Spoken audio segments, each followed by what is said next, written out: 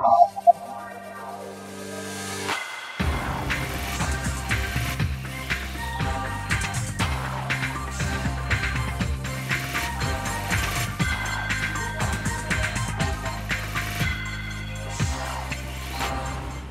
coup de force intervenu au Niger ne surprend pas les Nigériens résidant au Bénin.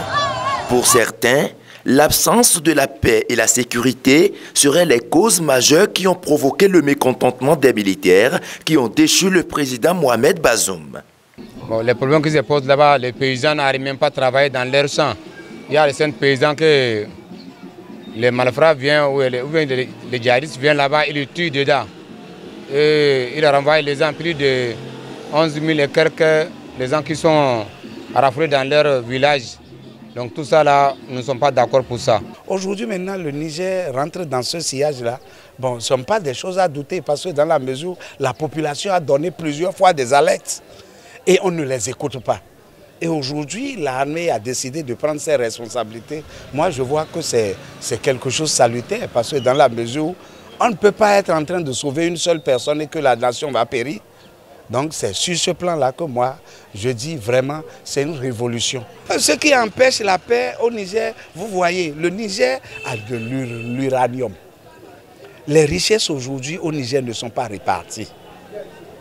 Hein? Et nous allons parler du Niger. Moi, je vous dis, ils ont du charbon, ils ont beaucoup de ressources minières. Et aujourd'hui, maintenant, voici dans quel état le pays est. Et c'est inadmissible à des moments donnés. Parce que moi j'étais à Maradi la fois passée, mais j'ai eu honte. Président Bazoum, nous sommes fatigués de lui depuis quand même. Depuis, nous sommes fatigués de lui parce qu'il ne travaille pas bien. Lui qui a pris le pouvoir là, ce que lui a fait là, c'est bon. On est en train de supporter lui, 100%. Si on travaille ensemble, on était d'accord là, les manger là, ça sera moins cher, ça vient. Si nous sommes ensemble encore, même si je n'ai pas de l'argent ou bien je n'ai pas de manger, si j'ai laissé mon frère là, lui il va me donner. Donc c'est déjà bon. Pour d'autres, le gouvernement nigérien ne serait pas à l'écoute de sa population. À des moments donnés, nous allons demander à nos dirigeants d'écouter la population. Parce que tant qu'on n'écoute pas la population à fond, on risque parfois de mal faire.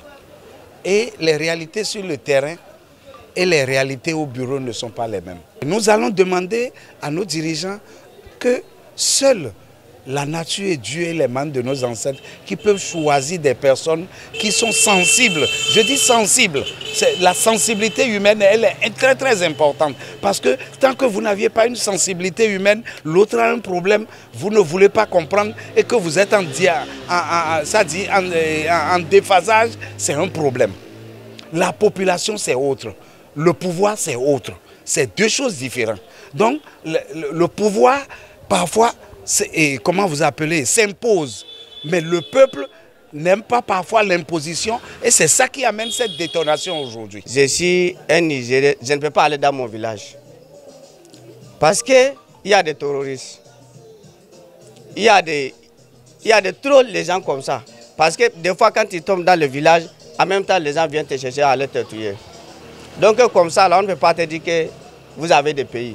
Que Dieu nous a donné celui qui connaît la vallée des pays. Parce que même si tu as n'importe comment, si tu n'as pas de pays, tu es zéro. Nos parents qui ont été avant, on ne sait pas comment ils ont fait pour garder le pays avant que nous viens. Donc, je demande Dieu, il n'a qu'à nous donner les gens qui connaissent la vallée des pays. On souhaite que celui qui a pris le pouvoir, il n'a qu'à occuper dans son pouvoir pour garder ça bien. Parce que nous, ce n'est pas le coup d'État qui est problème. On veut celui qui va diriger le pays, comme les gens seraient contents pour la personne, quoi. Ce n'est pas que le coup d'État seulement que nous voulons. On veut que celui qui prend le pouvoir, il n'a qu'à être sérieux avec les populations. La paix, la sécurité et le pain sont donc quelques défis qui attendent le prochain gouvernement militaire. Pour rappel, le Niger est un pays limitrophe du Nord Bénin et compte 25 252 722 habitants en 2023.